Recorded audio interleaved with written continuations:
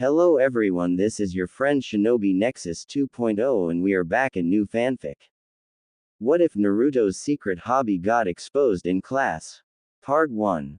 Her panties were white. Naruto grinned broadly as he spotted the quick glimpse of white underneath Sakura's skirt as she crossed one leg over the other.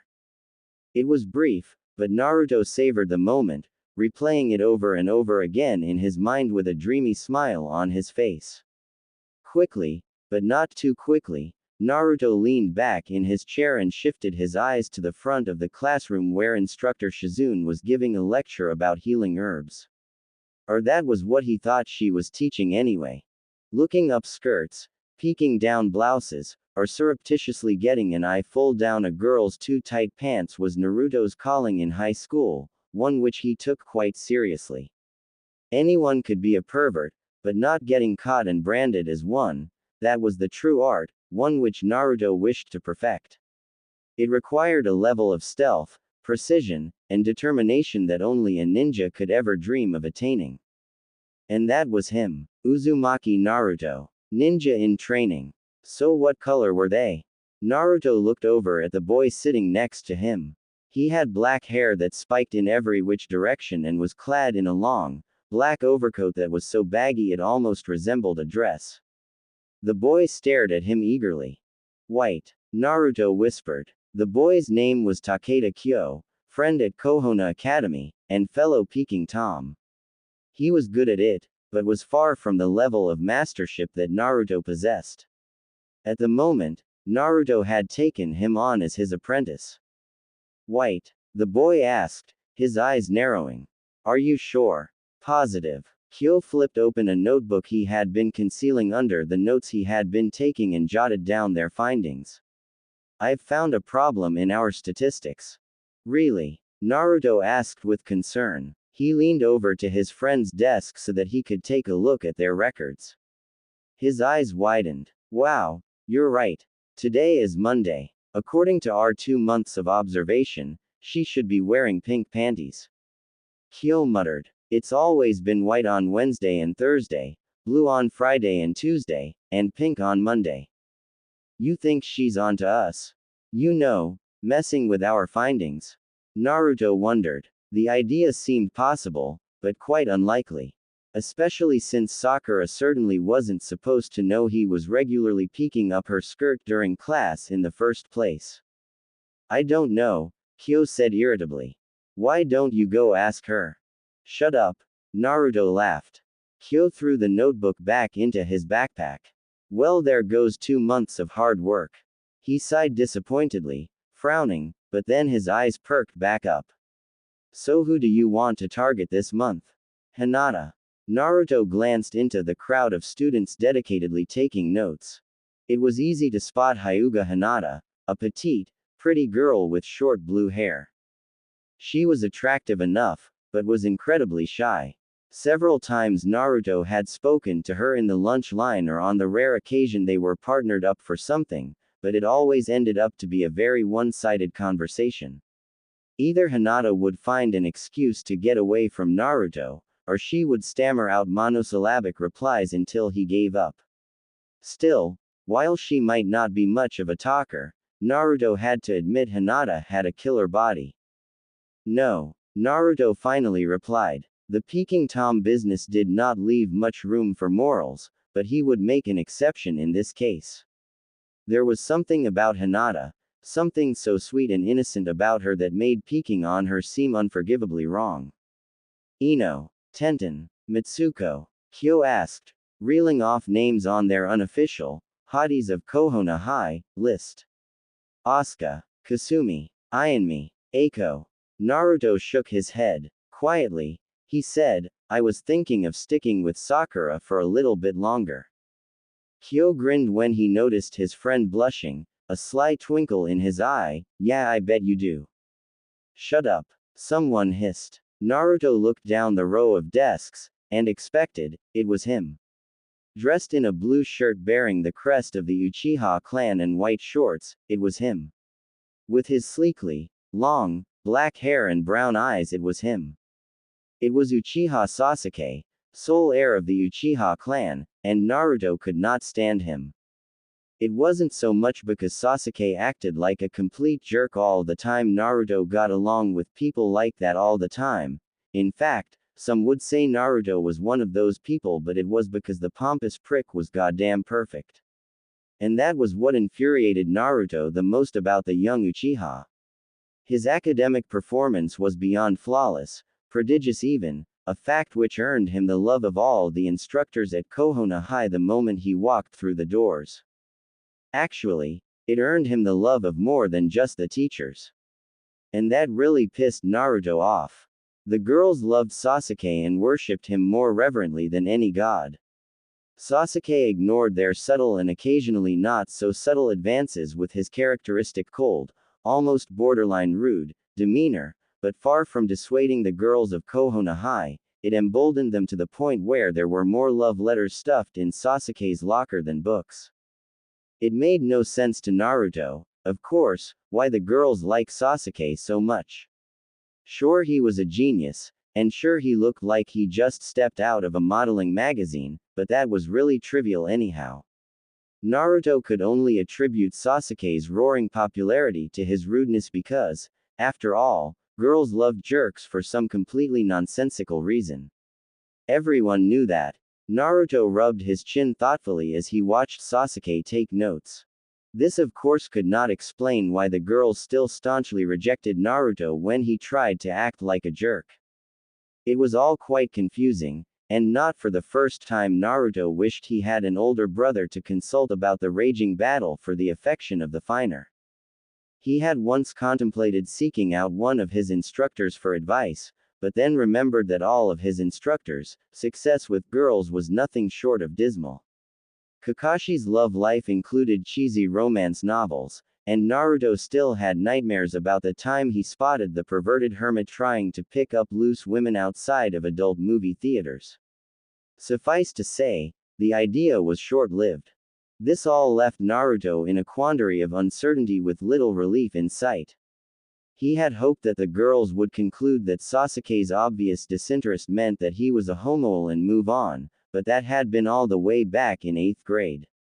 The girls still chased after Sasuke, and not once had his utility been questioned by anyone except Naruto. No one really listened to him anyway. Instructor Shizune was writing something on the chalkboard, and a quick glance confirmed Naruto's decision that he didn't understand any of the material. He had been too busy trying to look of Sakura's skirt all lesson long that he hadn't bothered to pay attention. With a sigh, Naruto put his head back on the desk and closed his eyes. There was little point in trying to pick up one of Shizune's complicated lessons halfway through. He would just copy someone's notes later in the unlikely event he decided to bother. Can someone tell me the answer to number 13? Shizune asked. Immediately, a dozen hands shot into the air. Unsurprisingly, Naruto's was not one of them. What caught Naruto's attention immediately, however, was that Sasuke's hand was up. Not that it was surprising. Sasuke always knew the answers, which was why the teachers loved him so much. But his raised hand would draw Shizune's attention towards this area of the classroom, which would invariably lead to Naruto. How about you? Damn you, Sasuke. Naruto wasn't sure Sasuke was really at fault for this unfortunate turn of events. His paper-thin logic couldn't even convince himself fully of Sasuke's guilt. It could have just been a product of bad luck, but it felt good to blame someone else. Frantically, Naruto looked at Kyo, who kind of shrugged and gave him a better you than me look. I'm not sure, Naruto answered. A few people giggled, but Shizune ignored them. You don't know, Naruto? Yes, instructor. I do not know. More people laughed, louder this time.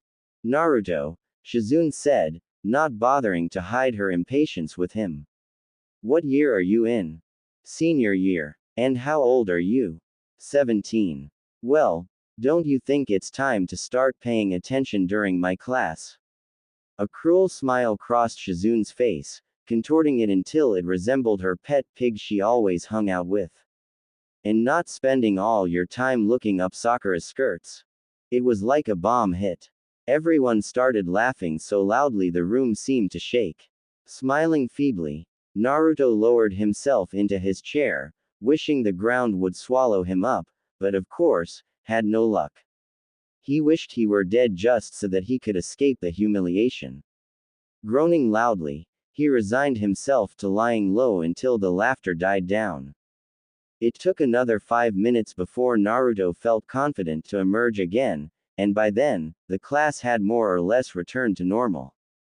Kyo was still laughing, but for the most part, everyone was busy taking notes again while Shizune lectured. Deciding it might not be a bad idea to follow suit to avoid further embarrassment, Naruto picked up his pencil and looked at the board. As he did, he noticed two things. First was that Hinata was looking at him, a horrified look on her face as if Naruto had walked over there and slapped her. When she spotted him staring, she blushed and quickly turned away. Odd. The second and, probably more important, was Sakura. She was taking notes like everyone else, but her hand was clenched so tightly around her pencil that the wood was splintering beneath her fierce grip. Her teeth were clenched and she kept stabbing at her paper, oblivious to the large gashes in her otherwise immaculate sheet of class notes. Finally, the pencil could take it no longer and yielded under Sakura's might and snapped into two. Crack. The sound echoed in the room, an ominous portent of terrible things to come. Oh great. Naruto muttered. Run. Run run. Naruto walked quickly down the corridor leading away from Shizune's classroom, slow enough to avoid attention, but fast enough to get him away from the impending doom that would soon be exiting the room after him. The moment the bell had rung, Naruto was out of his seat, his bag half-zipped and spilling its contents across the floor as he made a run for the door. Sakura would kill him, of that he had absolutely no doubt. Worse than the humiliation he had suffered under Shizune would be the shame if he allowed Sakura to beat the living hell out of him again. It had happened once before during their freshman year in Kohono High when he accidentally stumbled into the girls' locker room while Sakura had been changing, and years later people still teased him about getting beat up by a girl. A small grin formed across his face at the memory. The bruises had lasted for a month, but it had been worth it. His only regret was that he had not brought a camera with him that day. Walk fast, Naruto, Kyo whispered. He was walking behind Naruto, glancing behind them at Shizune's classroom every few steps. No sooner had he said that, the door was thrown open hard enough that it cracked the concrete wall behind it. Framed in the doorway, was Haruno Sakura. She had long pink hair and a gorgeous face that Naruto had adored from afar for years. Her attire consisted of a white blouse, and of course, the pink skirt that he had dedicated the entire of Shizune's class to peeking up. Naruto thought she was singularly the most beautiful girl in the school, though admittedly she did not look so beautiful right now. Her normally comely features were contorted with unbridled rage, and her eyes had been reduced to murderous slits that scanned the hallway, like a serpent searching for her prey. Walk faster, Kyo said. And put on your forehead protector. You might need it. Naruto nodded hastily and reached into his bag for his headband. The forehead protector, a blue strip of cloth with a metal plate bearing the crest of Kohona's hidden village of the Leaf, was a ninja's most precious possession. It identified their occupation to the world and in addition related their village affiliation. A ninja was not a ninja without their forehead protector. He slipped it on and tied it tightly. Naruto. Sakura screamed, a blood-curdling sound that resounded down the hallway. Naruto began running. A ninja was trained in all arts of combat. They could fight hand to hand, create illusions to deceive the enemy, and unleash their inner powers in a variety of devastating attacks from fireballs to summoning giant beasts. Some ninjas were better than others in the various schools of combat, but all ninjas knew how to do one thing really well. Run like hell. Author's notes. This officially is School FIC number 11,945 in the Naruto universe, and I'm not sure why I got suckered into the trend. It's just too much fun as writing this first chapter quickly proved. The Naruto characters are so freaking awesome and high school is such a pain, except when it's not, that their compatibility is uncanny. It's slightly but all the cast are more or less in character. Also, there's a few original characters running around, those generic, nameless ninjas that always end up getting killed. Yeah, they end up becoming guys like that because a classroom of 10 would be kind of boring. More or less experimental and completely for fun. I'll see the feedback on the first chapter before deciding whether or not to continue. Writing Naruto is tons of fun, but I have a few other projects I'm late on continuing. Thanks and remember to review because reviewing is just cool. Naruto sighed in relief as the heavy, metal door to the boys' locker room slammed shut behind him with reassuring bang. Beads of sweat dripped down the young ninja's face, and the orange track suit he wore was soaked through with perspiration.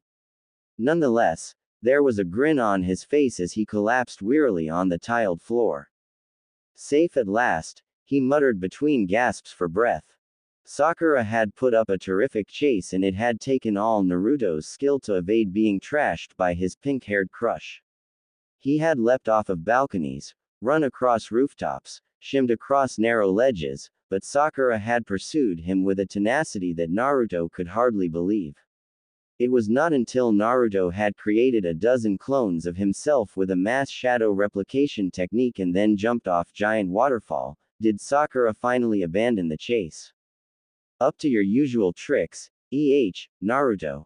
Naruto looked up to see a tall, thin boy, whose black hair was tied in a top knot, staring down at him.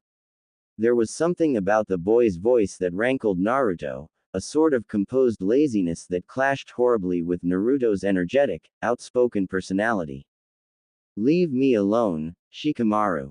Naruto groaned. Painfully, he sat up and propped his back up against the wall. Shikamaru, like the rest of the boys in the senior year, were busy changing out of their normal attire and into a pair of simple, blue shorts and white shirts, their PE uniforms. Kyo appeared from behind a row of lockers holding a gym bag. Still among the living, huh? The red-haired ninja asked. He tossed the bag to Naruto who caught it. Hurry up and get changed. Instructor Asuma isn't going to wait forever. Shikamaru crouched down beside Naruto and said, "You're pretty bold to be taking a peek at Sakura's panties. Today of all days." He winked at a particularly fat boy who was standing nearby, munching noisily on a bag of chips. Any idea why Choji is stuffing himself silly? More than usual? Inquired Naruto, peering at the ninja Shikamaru had pointed out.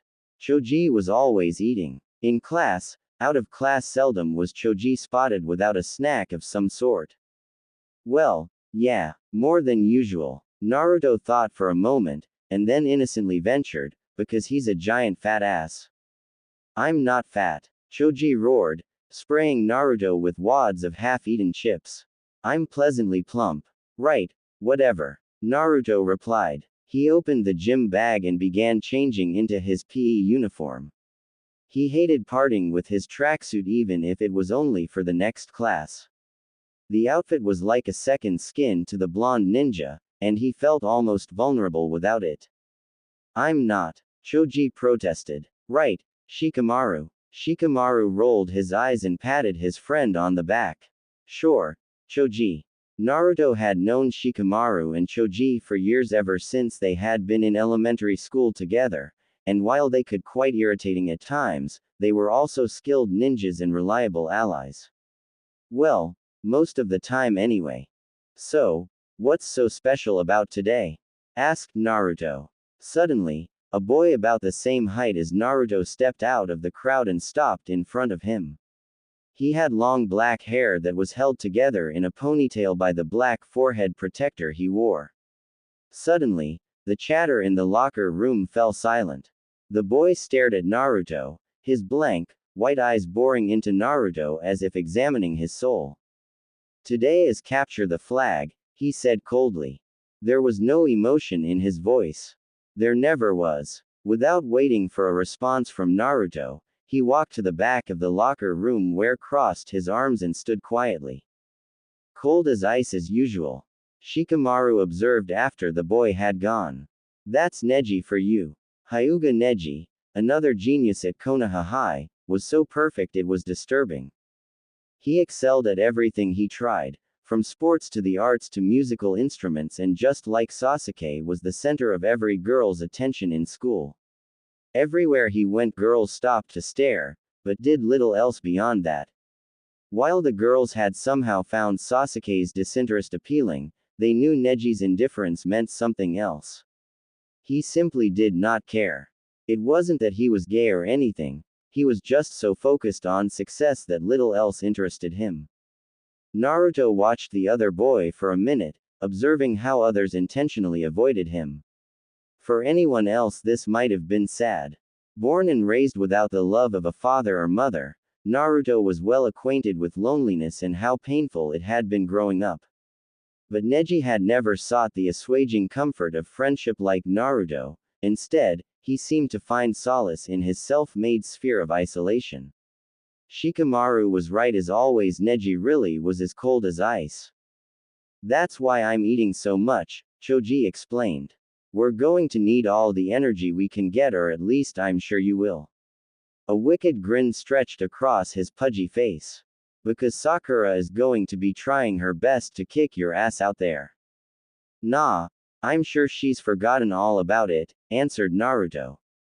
He smiled, more to reassure himself of the truth in his words than anyone else. A single look at the skeptical looks on his friends told him that he wasn't fooling anyone. Yeah, I'm sure she's forgotten all about it. I'm going to kill that little shit, screamed Sakura, slamming her fist into a locker. The metal door gave way, caving inwards and leaving a nice indentation in its formerly smooth surface. The nerve of that little bastard. He was looking up my skirt. A pretty, blonde-haired girl who was changing nearby paused at the sound of Sakura's tirade. She chuckled softly to herself and pulled off her shirt, tossing it on the ground. A boy wants to look up your skirt, Sakura. My, shouldn't you feel flattered? A blood-curdling shriek followed by another dent into the locker was the response to that question. Her fist still buried halfway into the metal door, Sakura glared at the girl. Shut the hell up, Ino. This is Naruto we're talking about. Indeed, it was Uzumaki Naruto they were talking about. And that made all the difference in the world. Sakura ground her teeth just at the thought of the trouble-making ninja. She had known him her entire life, and not a moment had passed where his buoyant attitude had not annoyed the hell of her. She knew he had a crush on her since they were in middle school, but not once had she ever indicated that she was the least bit interested in him. Anyone else would have given up after a few weeks, but not Naruto. What had begun as a childhood infatuation had developed into something much more serious in Naruto's warped little mind, Sakura feared. His latest little perverted escapade only proved it. Kind rejections had not worked in dissuading Naruto, even angry ones had done little to deter his hopes of one day winning her affection. Drastic measures were in order. Like a swift kick in the nuts maybe. So you chased him all over campus? Ino asked with a sly wink. Sounds like you're totally not interested. Sakura rolled her eyes until they hurt. Please. I created a replication to do the work for me. Do you really think that idiot could have escaped so easily had I seriously been trying to hurt him? Were you? Wondered Ino. Then, no. During Capture the Flag, yes. She cracked her knuckles menacingly. I'm going to make him regret embarrassing me in front of the class like that. Hyuga Hinata, who was sitting beside Ino, gasped in horror. Her large white eyes widened in fear and she clutched Ino's arm involuntarily. She doesn't mean that, does she, Ino? Ino shrugged, but when Hinata continued to tug on her sleeve, she sighed exasperatedly. Sakura was just kidding, right Sakura? When Sakura did not respond, Ino smiled consolingly to the young girl. She's just playing around, Hinata, don't worry. Your precious Naruto is safe from that terrifying girl. Hinata recoiled as if something had bitten her. What? No, You have it all wrong. I wasn't really concerned about Naruto. In fact, I don't even like him. She stammered. This argument might have been more convincing had Hinata been able to look her two friends in the eye while she made it. Sakura and Ino grinned at Hinata, like two wolves eyeing a particularly juicy piece of meat. Sakura sat down on the bench next to Hinata, and together, she and Ino moved in for the kill. What's so great about Naruto anyway? Sakura asked. I mean, he's not even that good looking. No, you're mistaken, Hinata interjected. It's just. Okay, maybe he's kind of cute in an abnormal sort of way, admitted Ino contemplatively. She nudged Hinata in the arm and winked. But a girl as pretty as you can do so much better. Sakura. Ino, it's not like that. The blue-haired girl wailed, but her friends ignored her. There are so many better guys in school. Ino said. Guys who are smarter. Elaborated Sakura. And wire. Added Ino. And more popular. The pink-haired ninja concluded. I can think of a dozen guys you would do better of with than that loser, Naruto. He's not a loser, argued Hinata. Sakura looked scandalized by Hinata's statement. He was looking up my skirt during class, Hinata. Is that the kind of guy you want to go out with? Especially when you could be going out with someone like, Ino thought for a moment and then smiled devilishly. Neji. She whispered dreamily, licking her lips. What I would let him do to me. Hinata's face wrinkled in disgust. Ino. Neji is my cousin. Wouldn't stop me. Replied the blonde girl, sticking her tongue out playfully. So how does he look, Hinata? Asked Sakura teasingly. You live in the same estate. I know you spy on him. What? Shrieked Hinata, blushing even more than before. No, never. Oh come on. I know you have your bloodline technique that lets you see through walls and stuff. No, yelled Hinata. I would never abuse it that way. You wouldn't abuse it, even if you could spy on, who would he be again, Ino?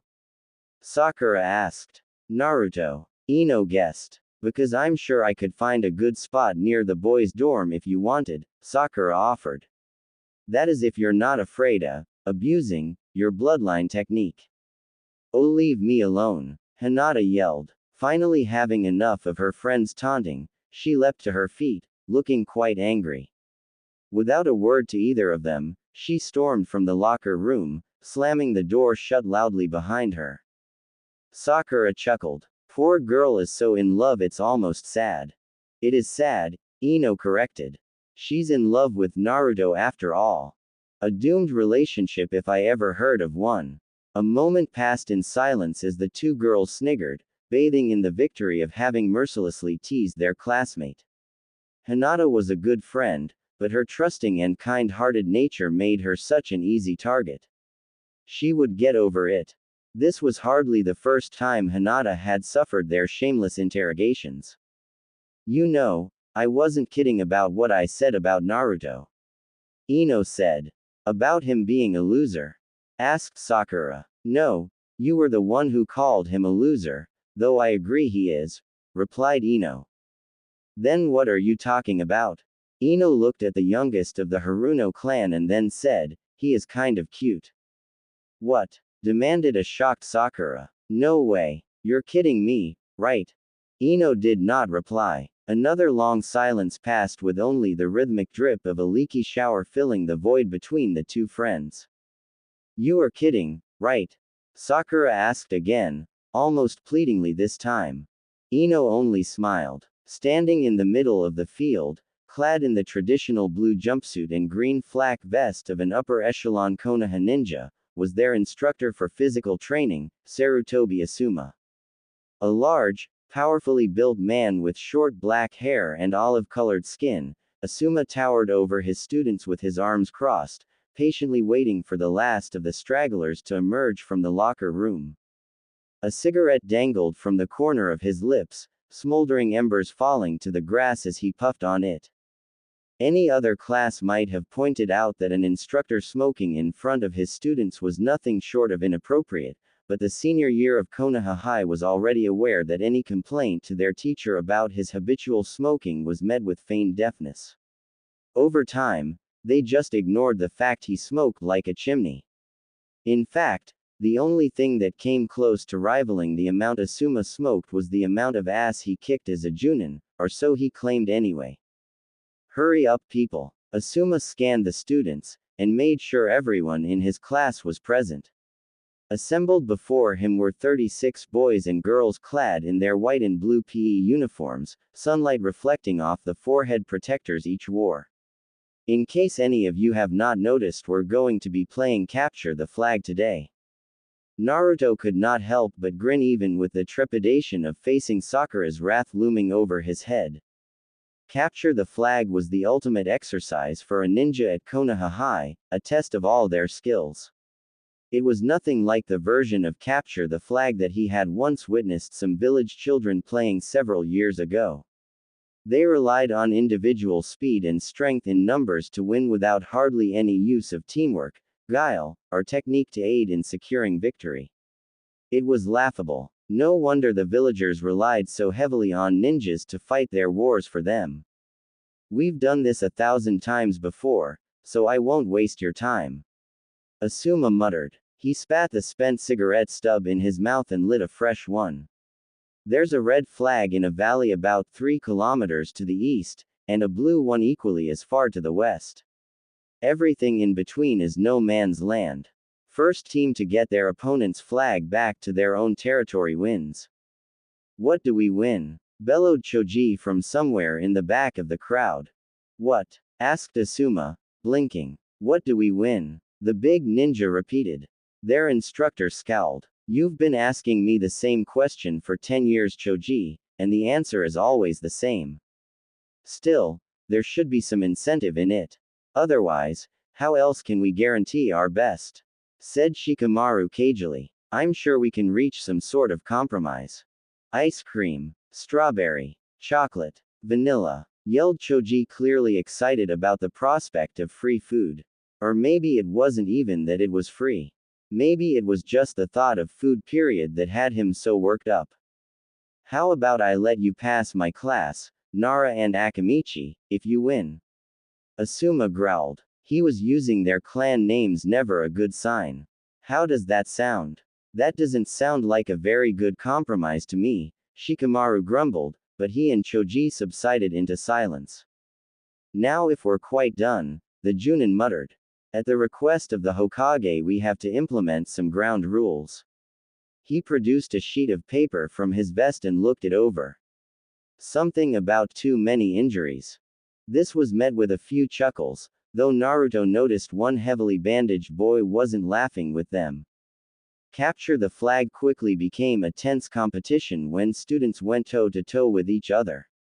Outside squabbles were known to be settled on the playing field, and sometimes students became so set on fighting it out amongst their peers that the flag was completely forgotten. Serious injuries were not an uncommon occurrence, and as a precaution the Hokage had a medical team on standby for such an occasion. She says no high-level techniques. Asuma glanced at his class. I'm assuming she's talking to you two, Sasuke and Neji. Sasuke smirked. Neji remained characteristically silent, and Naruto scowled irritably at having been excluded from Asuma's list. The Junin checked his paper again. Also, no weapons are allowed. No kunai, scrolls or anything of the sort. Sorry Tenten, but that means you too. Tenten, a girl whose brown hair was tied up in 2 neat buns, gave Asuma a long, dark, scathing look that would have sent most normal people scurrying for cover. While normally pleasant and cheerful, she was also renowned for her quick temper and her ability to throw things with uncannily perfect accuracy. The two traits made her a formidable opponent and an intimidating presence even amongst a classroom with prodigies like Sasuke and Neji. Get rid of them, Tenten. Asuma said. Now, it was amazing how many weapons Tenten had managed to hide within the tight contours of the form-fitting green and pink jumpsuit she wore. A variety of daggers, swords, bombs, Throwing knives and even a couple scythes were produced from the most unlikely places, and soon a small arsenal was gathered at her feet. Now the rest. Their instructor prompted. Cursing steadily under her breath, Tenten continued to pull forth another armory from her outfit. Summoning scrolls, hatchets, and a collection of armor-piercing needles joined the growing collection of weapons. Most of the senior year boys could only stare and drool at the beautiful markswoman, dreaming fancifully where exactly she hid them all. Once Asuma was satisfied that Tenten was disarmed of her weapons, he fished into another of his vest's many pockets and drew forth a whistle. He blew it loudly. The shrill sound echoed throughout the field and instantly commanded the attention of all his students. Teams are boys versus girls. He bellowed. Any complaints? There were none. In fact, many of the students were now chatting amongst each other eagerly. There was a long-standing rivalry between the girls and boys of Konoha's senior year, one that extended far beyond just a petty squabble about the superiority of the S. It might have started as that back in their formative years, but now it was a matter of pride and honor. Neither side was stupid enough to underestimate the strength of the other. For every weakness the enemy had, they had a strength to compensate for it. The equality only accentuated the competitive air between the rival genders, a rare spice in an already exciting meal. Dismissed. Asuma yelled. The moment the words left his lips, his students scattered in all directions, disappearing in blurs of motion or obscuring clouds of thick smoke. The Junin smiled and lit another cigarette. The Hokage would be furious when she discovered that Asuma had placed the boys and girls against each other. She would rant and rave about the likelihood of injury and accidents, but in the end she would see things his way. Besides, what was life without a little danger? The boys' team had gathered around their flag where it had been stationed in the middle of the forest. Already some had dispersed to begin early reconnaissance of the girls' movement, but most of them were huddled around in a circle, speaking quietly. Naruto was amongst them, as was Sasuke, Neji, Choji, Kyo, as well as several others. As usual, Shikamaru was at the head of the conversation, scratching lines in the dirt with a stick. Neji, I want you to choose a squad and head towards the line. At the same time, Sasuke, I want you to take Choji and attack their flank. Shikamaru said as he drew out his instructions into the forest floor. Choji will slow me down, interjected Sasuke. Choji glared at the young Uchiha and growled angrily, but Sasuke ignored him. I'd need someone faster and less conspicuous if you want me to pull off an attack successfully. Shikamaru shook his head. Trust me, take Choji. You'll need his bulk. Sasuke relented with a small shrug, much to everyone's surprise. Sasuke seldom ever listened to anyone but instructors. The fact that he was willing to follow Shikamaru's advice only testified to the level of respect that everyone gave the Shikamaru's planning. While lazier than even Naruto was it came to school work, Shikamaru was a brilliant strategist. If anyone could come up with a solution to an obscure problem, it was Shikamaru. Shikamaru, what about me? Asked Naruto. Shikamaru looked at the blonde-haired ninja. Patrol the area and watch for penetration. He turned back to the rest of the group. Now Neji, who do you want for your squad? Wait a second, intruded an outraged Naruto. I have to stay on defense while the rest of you attack. Neji's gaze turned to Naruto and quietly he said, half the team is assigned to defense. Any more on an offensive mission will decrease our chances of undetected infiltration and success in accomplishing our objective. Your presence would be a burden to us. That's right, Sasuke sneered coldly. An idiot like you would only get in the way. Naruto was on his feet in an instant, his hands clenched into a tight fist. What did you say, Sasuke? He growled. What? Are you deaf as well as stupid? The young Uchiha retorted. Naruto lunged at Sasuke, but instantly a dozen sets of hands were pulling the two quarreling ninjas apart. Enough, Shikamaru bellowed. We don't have time for this childishness, Naruto. You have your mission and Sasuke has his. Now, Neji, Who's going to be in your group? Naruto turned away from the group furiously, his fist still clenched at his side. Seething with rage, he stalked away into the trees, not caring about the rest of Shikamaru's plan. It was a stupid plan anyhow, Naruto decided as he idly kicked a stone away. He was a talented ninja, but everyone had a tendency to overlook his skills, even his own friends.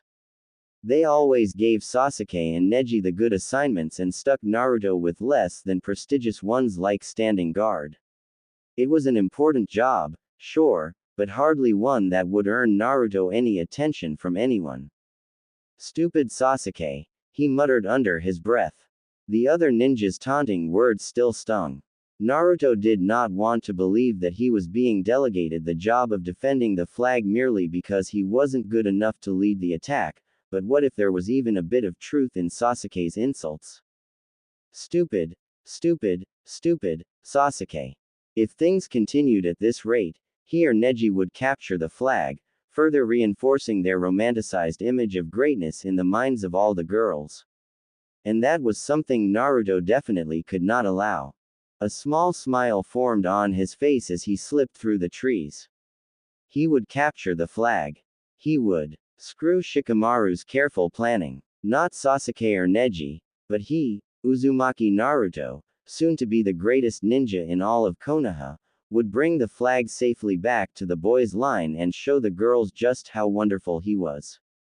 After such a display of daring courage, even Sakura would have to be impressed enough to forgive him. Beside Naruto, the sound of leaves rustling could be heard. Instinctively, the young ninja crouched down, suddenly alert. An intruder was nearby. He listened carefully, straining for any hint of the cause of the noise. For a moment, Naruto thought of doubling back and getting some reinforcements before checking out the disturbance, but decided against it. If he was to win any glory today, he would have to earn it by himself. Hyuga Hinata cursed softly. Despite her caution, her leg had accidentally rubbed against a tree and rustled its branches. It had not been a very loud noise, but if there was anyone nearby, there was a good chance they might have heard it.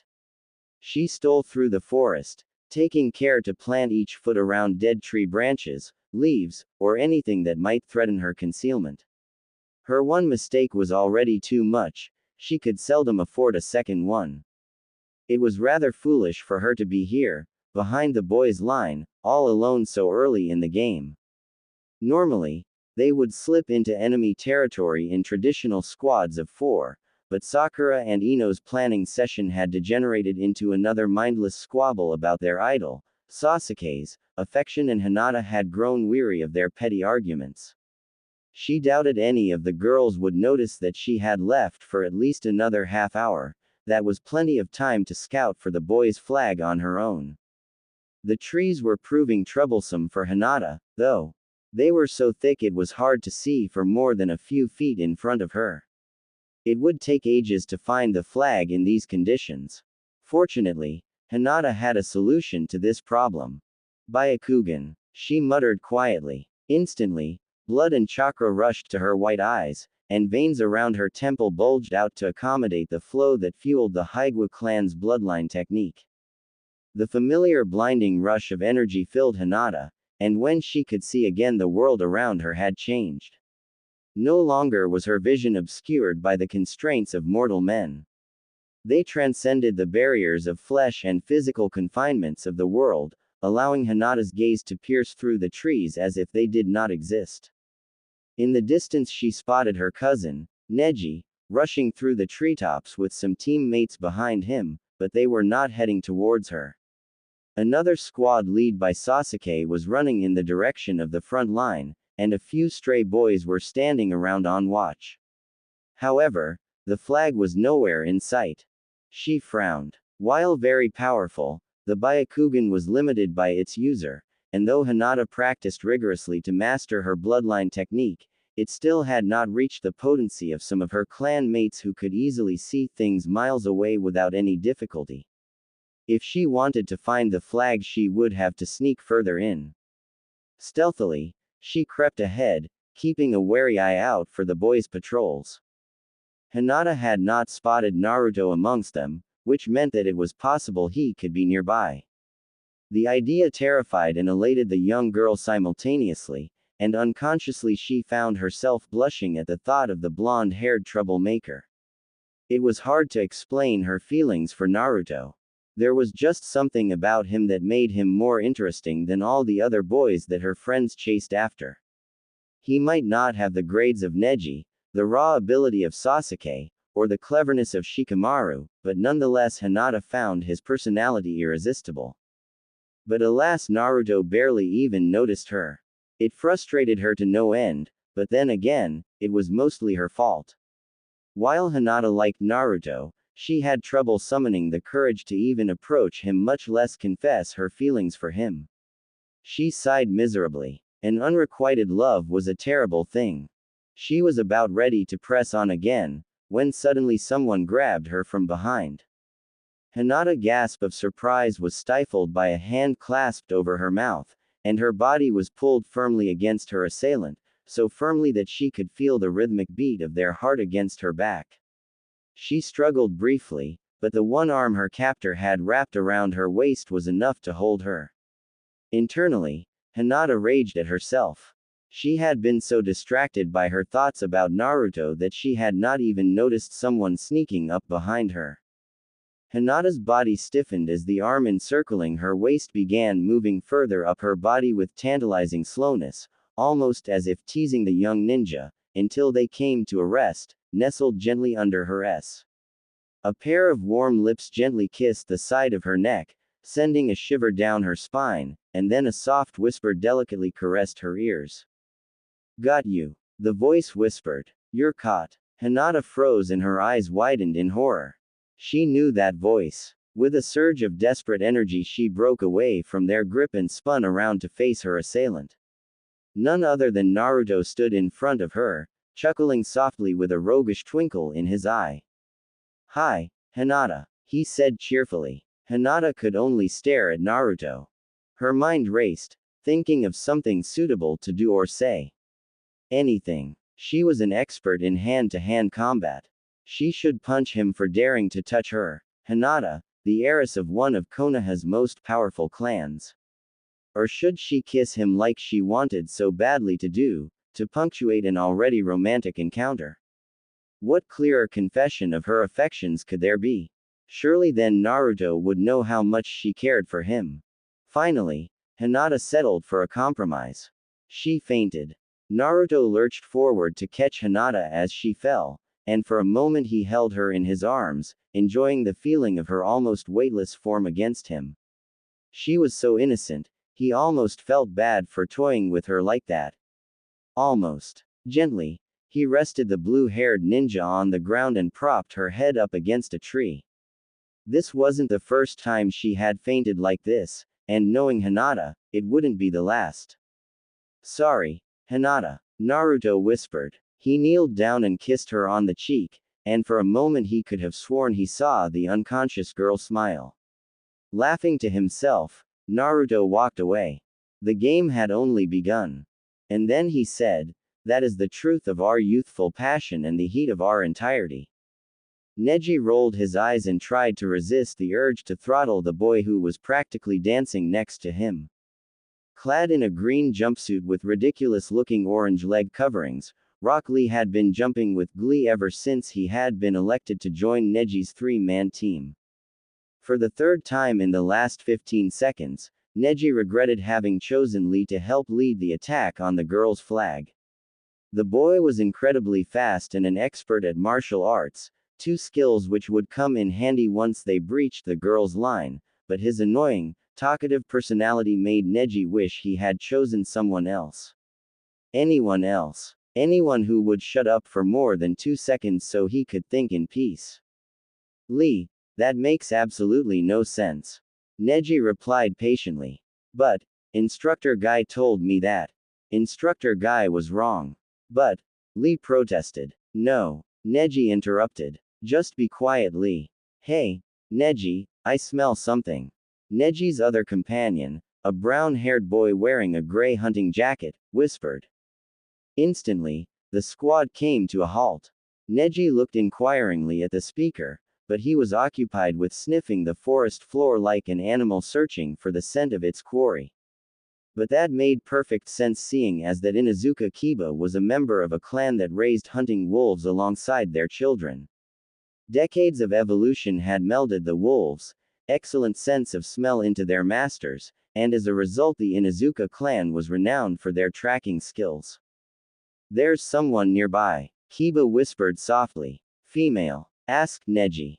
The other teen gave a feral grin, revealing rows of unnaturally pointy teeth not unlike those of the wolves he always hung around with.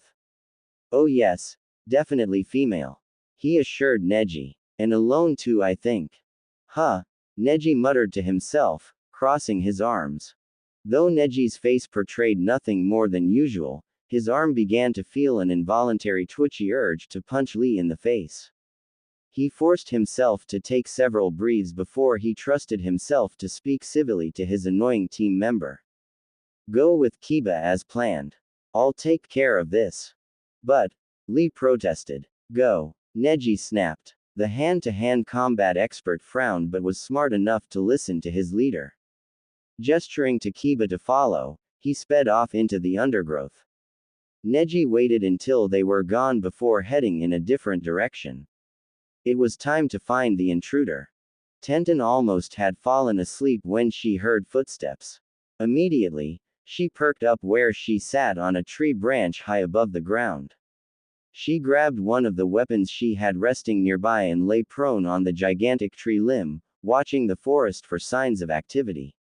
It came soon enough. A figure emerged from a series of thick bushes, stepping through the shrubbery and into the clearing directly below the tree where Tenten waited. Tenten's heart leapt with excitement when she recognized the young ninja. It was Hyuga Neji, only he had those refined, gorgeous features and long silky hair that any girl would envy. She thought he was beautiful, a bit feminine looking perhaps, but to counter that there was an unmistakable, dominant aura of masculine power projecting from his being. Sitting in the treetops, she could feel it as she watched him. Every movement, every subtle gesture captivated her sight, extending a wordless invitation that she could not refute. Neji was a powerful ninja, one of the best in all of Konoha even before he graduated from high school, and the craving to see his legendary talents in person was an intoxicating lure that Tenten was unable to resist. They said he was the best. Tenten would need to see that for herself before believing it. She leapt from perch and, as she spiraled through the air, she grabbed a handful of the sharp, round stones from her pockets and hurled them at Neji. They rocketed towards the unsuspecting ninja, blurs of motion against the forest's backdrop, and for a moment it seemed that they would hit Neji. At the last possible moment, Neji spun on his heels, and in a flurry of rapid strikes, plucked each of the stones out of the air. With deliberate slowness, he opened his palm and let each of the stones drop leisurely to the ground. "Not bad," Tenten admitted. "Thought I had you for a minute." Neji looked at Tenten. "Oh, it's just you," he said. His face never changed, never shifted from the emotionless mask he entertained, but the disappointment in his voice was clear. Neji began walking away. "I don't have time to play games with you." His callous words hit Tenten like a ton of bricks. For a moment she was speechless, too stunned by his dismissing words to say anything, but gradually the shock gave way to anger. How dare he? She had so eagerly looked forward to this moment for weeks, no, months, training rigorously and practicing for an opportunity to fight Neji, and now that it had come he had the audacity to brush her aside as if she meant nothing. "Don't you walk away," she yelled at Neji's retreating figure. "Turn around and fight me." Suddenly Neji paused. He looked at her over his shoulder, a bemused look on his face that shattered the usual stoicness. "You would challenge me without your weapons?" he asked quietly. "I'm here, aren't I?" retorted Tenten. "And I have more than enough weapons to take you on, Hyuga Neji." From her jumpsuit she produced her weapons. Kunai chiseled from stone, windmill shurikens carved from wood. Her hands bristled with an arsenal of handcrafted projectiles. From the moment Asuma had confiscated her personal stash of weapons, Tenten had been busy building new ones. For the first time in her life, Tenten saw Neji smile. It was a brief smile that vanished as quickly as it had formed, but it was unmistakable. A warm glow of satisfaction filled the beautiful markswoman as Neji turned to face her. Finally, he was taking her seriously. You were serious about your challenge, Neji said. He looked down at the ground, and when his head came back up, Tenten saw his veins bulging alongside his eyes as chakra rushed into them, activating his clan's legendary bloodline technique. I apologize for my disrespect, Tenten. You're not one of them. Tenten smirked. No, she was not one of them. Not another one of those mindless, fawning girls. I will show you no mercy, Neji stated. Good, Tenten yelled. With a wordless battle cry, she lunged forward and hurled a hailstorm of stone kunai at Neji. No sooner had she unleashed the first wave, her hand plucked another weapon and tossed it. Another one followed swiftly after that, and then another. She paused to watch as over a dozen of her projectiles sped towards Neji, but then frowned.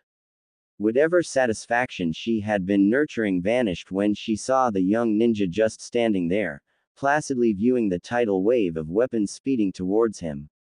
The bastard was still underestimating her.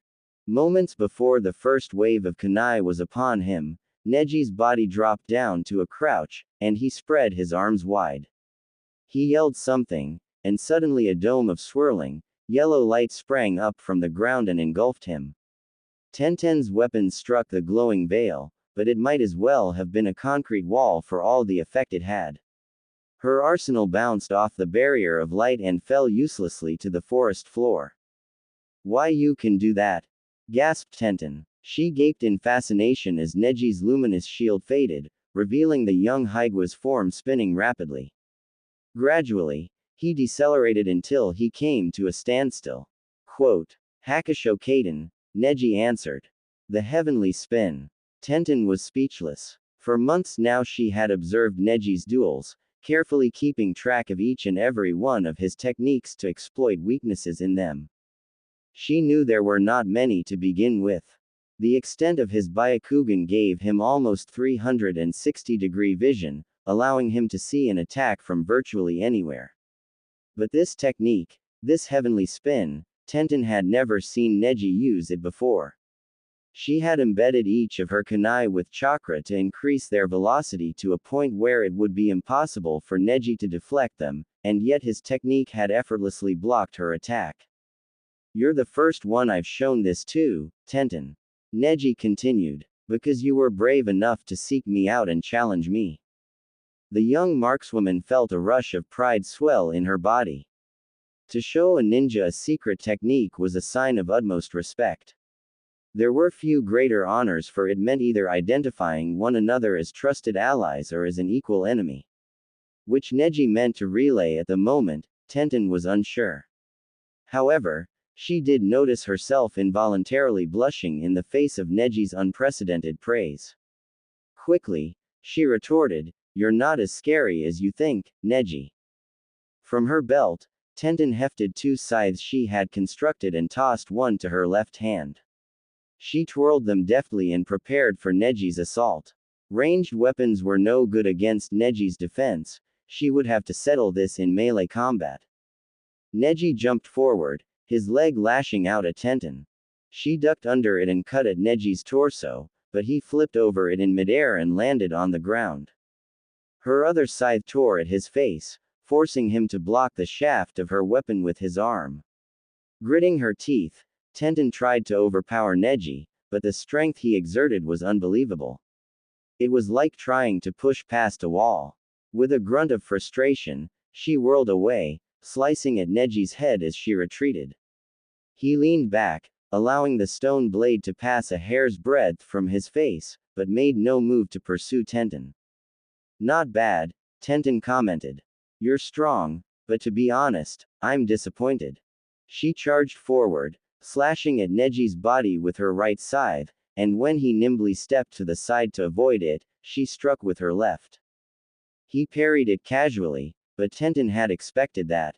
She smiled. He was concentrating on the two scythes in her hands and could not see what she could the concealed third and fourth scythe that was now hurling through the air towards the back of Neji's head. Though Neji could not see them, his white eyes suddenly widened when he heard the additional weapon soaring at him, and with a muttered curse he leapt into the air. Not so fast, Tenten shouted. Her hands shifted, controlling the threads of chakra she had attached to the weapons before she had thrown them. The scythes responded to her touch immediately, altering their trajectory to pursue Neji. Kaden, Neji yelled. His body spun, faster and faster until he became a whirlwind of blurry motion, and then the sphere of light consumed him. The two scythes were battered harmlessly away by the cyclone of speed and chakra, but when Neji landed on the ground, he noticed that his right arm was bleeding. Droplets of blood spilled on the grass from a deep gash below his elbow where his heavenly spin had failed to deflect the scythe.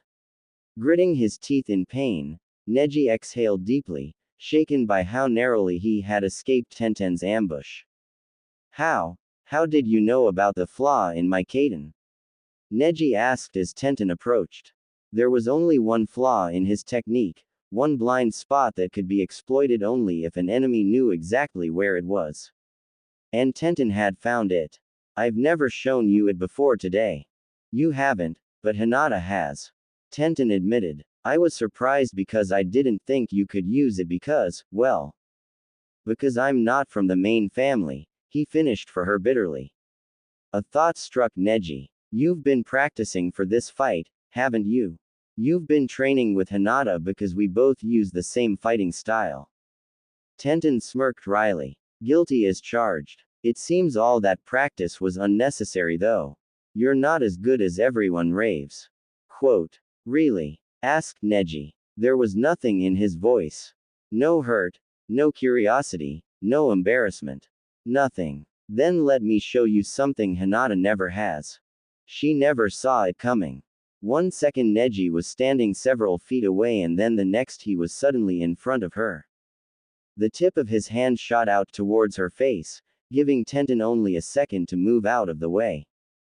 It sped past, embedding itself deeply into the tree behind, but that did not slow down Neji. Before Tenten could mount a counterattack, Neji struck again, his hands a flurry of motion as they rained down a blur of attacks that Tenten could barely defend. Her dance to intercept each blow as they came, but several times she wasn't fast enough to keep up and the sharp point of his hand would penetrate her defenses, painfully impacting against her flesh. Again and again his blows came, each time faster than the last until Tenten could barely keep track of them. More and more slipped past her guard, sending waves of blinding pain through her body with each successful impact. She heard fabric tear as the integrity of her jumpsuit gave way to Neji's furious assault, but she could do nothing to stop it. Damn it! Tenten cried. She lashed out blindly at Neji. He blocked it easily, but it gave her time to escape from his onslaught. She stumbled backwards and the scythes dropped from her hands. Her head felt light and her body screamed in agony. Against a normal opponent, she could have easily shrugged off the beating she had sustained. But each strike from Neji was like a dozen from a regular ninja because of the way his clan channeled their chakra into their attacks. It was another feature that made them so powerful. Tenten barely even noticed that the torso section of her jumpsuit had torn away during the skirmish, revealing far more flesh than she would normally feel comfortable showing to a boy. But she was in no shape to think about that much, a fact that testified to her exhaustion. Her outfit was one of her most prized possessions. She claimed it came from an aunt that was a legendary ninja, and always wore it. Even during PE class when everyone else wore uniforms, Tenten would wear her jumpsuit, ignoring the reprimands she received. She was one of the best ninjas out of all the girls. The Hokage didn't care as long as her grades stayed up. Wearily, she looked at it and groaned. Her jumpsuit was ripped from her waist to just below her chest, exposing her abdomen and a glimpse of the training bra she wore beneath. She noticed Neji staring at her, but he seemed so far away. Too shocked and too much in pain to blush or even cover herself, Tenten was satisfied to collapse on her knees. Neji kneeled down beside her and rested a hand on her shoulder. Gentle fist style, 64 hands of hake, said Neji. Too fast, murmured Tenten blearily. I thought I was disappointed. T thought you weren't scary. No, you were right. I'm really not as scary as people make me out to be. Tenten couldn't believe her ears. She thought she might be hallucinating from the pain. It was the most personal thing she had ever heard Neji say. Her knees suddenly gave way, and her body pitched against Neji's. He instinctively grabbed her to stop her from falling on the ground, and Tenten's head came to a rest on his shoulder. I'm glad, she whispered into his ear, smiling. Up close, he felt so warm, not at all like the cold that his icy persona alluded to. Tenten could hear his breathing, shallower and more erratic than usual, probably the result of his first up-close encounter with a girl. Was he blushing? Did he like what he saw? She wasn't as well endowed as some of the other girls in the class, but maybe Neji wouldn't care. Then again, up until then, she thought Neji didn't care at all, one way or the other. Boys could be so weird sometimes. Maybe you're more human than we believed, Tenten thought. Maybe you're alright after all. Neji felt the girl go limp in his arms as unconsciousness finally took her. She had fought it well. Most of his opponents blacked out before he got halfway through 64 hands. Slowly, he eased her to the ground and then scavenged for the torn fragment of her jumpsuit that had ripped off during their fight. He carefully placed it over the gaping hole in Tenten's outfit and then backed away, satisfied that her modesty was protected. She was an attractive girl, but Neji would not stoop himself to such a barbaric level to exploit a situation like this. Still, she was the best opponent he had faced in quite some time. Given the proper equipment and a little bit more training, Tenten had the potential to even become a worthy sparring opponent. Well, Lee might be a little better, but she was definitely prettier. And a lot less annoying. Neji, Tenten whispered. Startled, Neji looked at her. He thought she had passed out, but maybe she had just fallen asleep from exhaustion. He watched her for a few more minutes, but when she said nothing more, he shrugged it off. While it was slightly odd that he might be entertaining Tenten in some fashion or another in her dreams, Neji did not have time to dwell on it. The game was still on. Still, as he sped off into the trees towards the front line, Neji concluded one thing: girls could sure be pretty weird sometimes. It was endgame now, Naruto knew, and caution was everything. He had done well thus far, avoiding the girls' sentries as he snuck deeper and deeper into their territory undetected. Some of the boys had not fared as well. He had seen a squad with Kyo in it ambushed almost an hour ago, and every single of them had been captured. In the boys' territory, the periodic updates Naruto received from passing team members confirmed that the situation was more or less the same. More than half of the members of both teams had been already captured, leaving probably only enough personnel for a few more strategic strikes at one another's flags. Chances were the play that would decide the outcome of the game would happen pretty soon. He narrowed his eyes and gazed through a break in the bushes he was hiding behind. In the middle of a small clearing ahead, he spotted Sakura, Ino, and a pretty black-haired girl standing around a flag. Naruto had been watching them for the last few minutes, waiting to see if any of them would leave. It was unlikely. The girls knew the game was close to an end too and that a last-minute attack was inevitable. As good as he was, Naruto doubted he could distract 3 girls long enough to slip off with their flag. Even a mass shadow replication technique would not work. If he created too few replications, the girls would easily defeat them, but if he made too many, there was a high chance of his clones running into one another. He scratched his chin, pondering his options. Naruto, what are you doing here? A voice whispered from behind him. Startled, Naruto turned around and saw Sasuke, Choji and Shikamaru emerge from the shadows. They crouched down beside the Naruto, and Sasuke fixed him with an angry glare. You idiot, he hissed venomously. Why the hell did you leave your position? Shikamaru was counting on your shadow replication technique to hold the line. Resentful at Sasuke's accusations, Naruto merely scowled. What do you care, Sasuke? I care because we almost got our flag stolen, you moron. You should have stayed at your post. The young Uchiha snapped.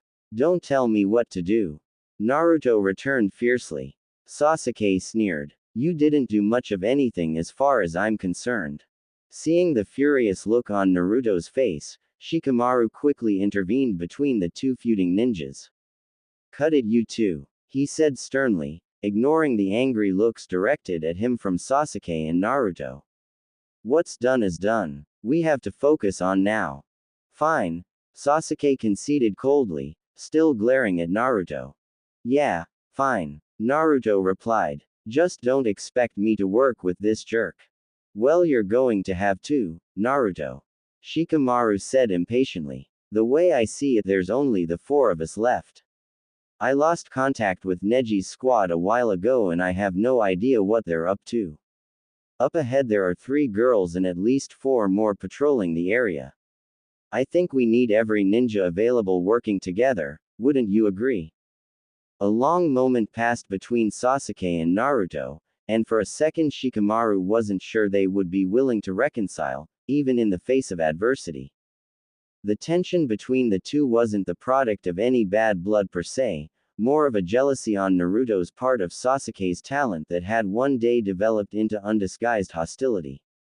It seemed immature for Naruto to dislike Sasuke solely because the young Uchiha was more gifted, but then again, Sasuke did not help matters with his occasionally cruel taunting and hurtful jibes. Finally, it was Sasuke who extended his hand. Naruto hesitated, the reluctance on his face evident as he looked at Sasuke, but finally he took it. They shook roughly and released hands very quickly as if the mere touch of the other was offensive. All right then, Shikamaru said relieved. Now don't we all feel better? No, said Sasuke. Not really, Naruto agreed. I'm hungry, Choji grumbled. He was busy munching on a bag of chips that Shikamaru had not seen him holding earlier. Where Choji had procured them from, the clever strategist did not even want to imagine. Hurry up, Shikamaru, so we can go eat. Shikamaru sighed. This was all so troublesome he wondered why he even bothered. Okay, guys, listen up. He gestured for them to gather around him, picked up a stick, and began drawing into the dirt. This is the plan. Ino sat at the base of a tree, twirling a dead branch idly. I hope they come soon. This is getting boring. A ninja knows infinite patience, said the black-haired girl. This was Kawada Keiko, a trim, pretty girl with shoulder-length hair and a penchant for using her chakra to control plants. At the moment, she was sitting atop a group of bushes that she had manipulated into forming a comfortable cushion. All this patience will be worth it if Sasuke comes, Ino said with a wink in Sakura's direction. I certainly wouldn't mind letting him capture me. Sakura did not respond, partially because she was too busy gnashing her teeth together. Ino was her childhood best friend, but when it came to their shared affection for Sasuke, even 17 years of shared friendship could not stand in the way. Ino said things like that just to jibe her friend because she was well too familiar with Sakura's quick temper.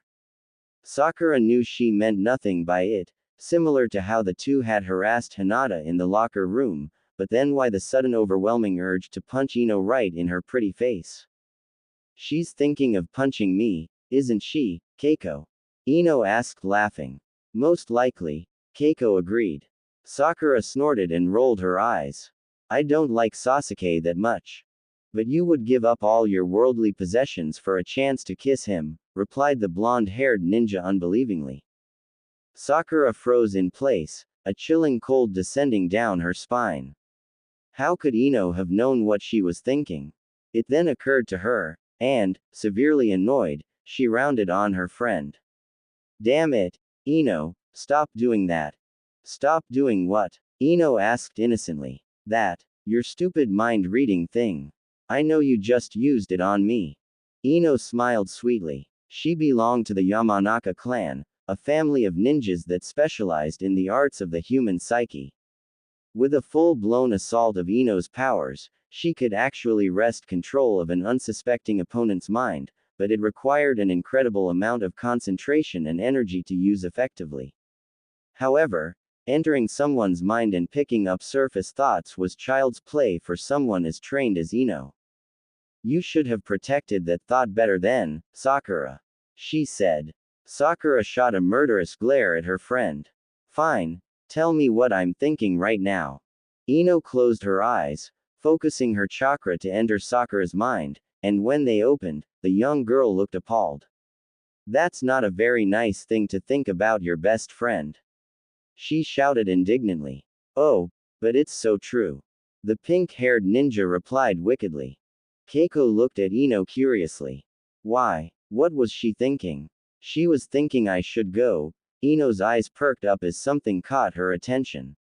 She stood up, staring out into the trees to the left of their flag.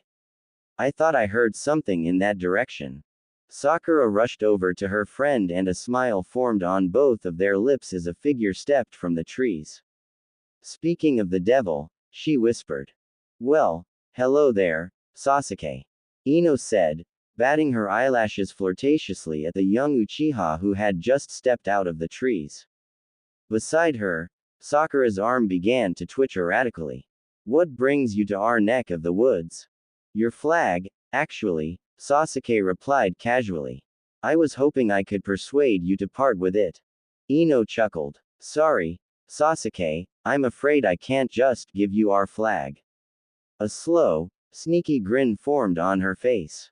But, maybe if you could make it worth our while I could arrange something. Sasuke raised an eyebrow. What did you have in mind?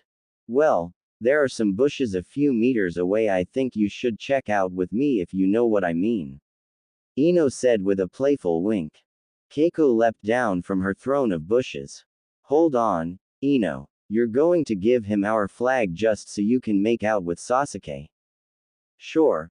Why not? Ino asked. It's just a flag. A flag that means our grade, clarified Keiko. Ino shrugged and leaned over to Keiko. I would fail Instructor Asuma's class any day to make out with someone as hot as Sasuke. She hissed into her classmate's ear. Turning back to Sasuke, she said, So what do you think, Sasuke? Interested in my offer? Sasuke smirked. Well, if I have to.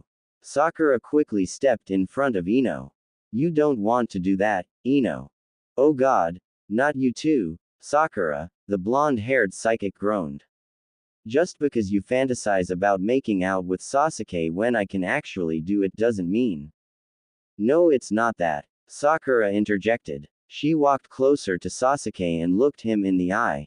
You don't want to do that, Ino, because that isn't Sasuke. What? Exclaimed Keiko and Ino simultaneously. Yeah, what are you talking about, Sakura? Sasuke asked, scratching his head in confusion. Look at his eyes. They're a shade off. Sakura pointed out. The only reason why she knew this was from the hours she had spent staring dreamingly into Sasuke's hazel eyes during third period history class, but that wasn't something Ino needed to know. I say this isn't Sasuke, but some shoddy transformation work. Sasuke looked at Sakura with an odd expression. Are you feeling alright, Sakura? Not a little crazy maybe? And listen to how he acts, Ino. Would the Sasuke you know actually agree to such a stupid request? Sakura continued. Well, maybe his taste has become more refined. I don't know. Ino said dismissively. She closed her eyes as if in deep thought, but Sakura knew she was secretly probing Sasuke's mind. If it was really a fake, they would be hiding their identity too deep for Ino to uncover, but she would definitely be able to pick up enough thoughts to decide if Sasuke's identity was really as he claimed. Ino finished her search very quickly. Her eyes snapped open, and she shrieked and crossed her arms over her chest. Oh my god. He's imagining me. You pervert. Am I the only one who has no idea what's going on? Asked Sasuke. We're saying you're a fraud. Sakura declared. The real Sasuke would never walk in here so casually and undress my friend with his eyes. He would be more perfunctory. Keiko offered. I guess that works, Sakura agreed. And if you're not Sasuke, then who exactly are you? Sasuke chuckled to himself softly. Well, I guess the game is up. A billowing cloud of smoke rose from the ground, concealing Sasuke from sight. When it dissipated, standing there where Sasuke had once been was now Shikamaru. Ino screamed, absolutely mortified. Gah, I almost kissed you. So close too, the clever strategist said with a sheepish grin. If it hadn't been for Sakura, how troublesome. It's going to be troublesome all right, the Yamanaka clan ninja roared. Troublesome for you, like when I kick your ass. Shikamaru his head to the side. Sorry, as much as I would enjoy you kicking my ass any day, Ino, I'm afraid I'll have to take a rain check. Before any of the girls could stop him, his hands fell into a rapid series of hand seals, smoothly shifting from one to the other. He clasped both hands together tightly, and screwing his eyes closed with concentration, he yelled, Shadow Bind Technique. Sakura cursed under her breath. Along with being a genius, Shikamaru had inherited the token ability of the Nara clan, the power to control shadows. A pool of darkness had formed under Shikamaru, and from it, 3 black lines shot out and were racing across the floor. Sakura, who was expecting it the moment Shikamaru had dispelled his illusion, leapt far away from him, out of the range of his technique. Keiko and Ino, however, were caught by the shadow bind. Instantly, their bodies locked up as their shadows were captured by Shikamaru. Now, Shikamaru shouted. From the trees, Sasuke and Naruto jumped forward. Sakura swore again. Against Naruto she stood a good chance of defeating him, but against a prodigy like Sasuke there was little hope. Still, she couldn't very well just let them take the flag unopposed. Sasuke nudged Naruto. Remember the plan. Run interference while I grab the flag. What? Naruto exclaimed incredulously. Why should I let you take the glory of stealing the flag? Naruto, now is not the time. Shikamaru bellowed from behind them. I can only hold them for a few more minutes. Naruto's lip curled unpleasantly. This was his moment of glory, not Sasuke's. Sure, Shikamaru had told him the plan, but he would be damned if he allowed pretty boy Sasuke to get all the attention again. No, it was his turn this time. He would show them all he could do just as good of a job as his rival could. Oh shit, Sasuke muttered under his breath. He saw the mischievous gleam in Naruto's eye as the troublemaking ninja lustfully stared at the flag. He's going to do something stupid. Sometimes Sasuke hated being right all the time. It was great during school and all that, but in these occasions he sometimes wished people like Naruto would prove him plain wrong. But they never did. They were so predictable that way. With a wordless cry, Naruto charged for the flag. Sakura threw a vicious punch at him, but from nowhere, a dozen of Naruto's replications suddenly sprang out of the air to embrace her blow. A few disappeared in a cloud of obscuring smoke as Sakura's fist tore through them, but it gave Naruto the distraction to make a grab for the flag. He snatched the flag, tearing the metal pole out of the ground, and sped away. Clutching the flag to his chest like his firstborn son, he ran into the forest. A second later, Sakura shot out of the smoke and raced after him with all the mannerism of a charging bull. Sasuke just watched quietly. He thought about giving Naruto some help, but then decided against it. The idiot had made his own play. As far as Sasuke was concerned, he would just have to live with it. Sasuke walked over to Shikamaru, who had released his shadow bind the moment he saw Naruto snag the flag. The strategist sat down, slightly exhausted from using so much chakra. Well, that went well, he muttered to the last of the Uchiha clan. As well as things ever go when Naruto is involved. Sasuke agreed. A moment passed of silence between them, and then Shikamaru asked, "Think Sakura is going to kick his ass?" Sasuke shrugged. "I hope so." Naruto ran faster than he ever had before. Leaping from tree branch to tree branch, he soared through the forest with the flag in tow. His legs screamed in protest from the abuse, but he tried his best not to listen to their futile pleads for a brief respite.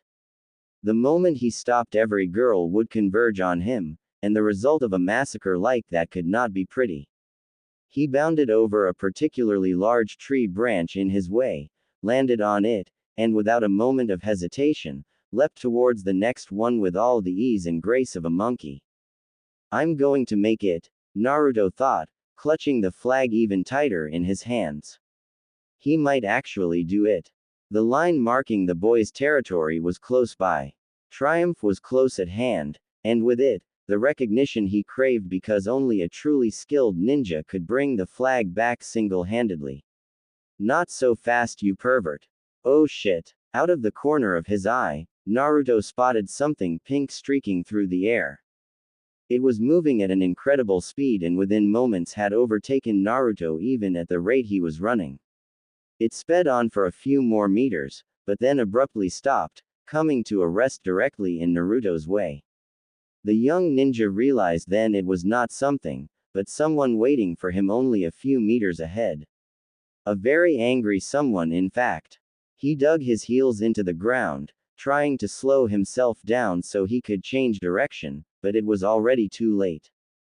The last thing he saw was the look of rage on Sakura and her fist rocketing towards his face.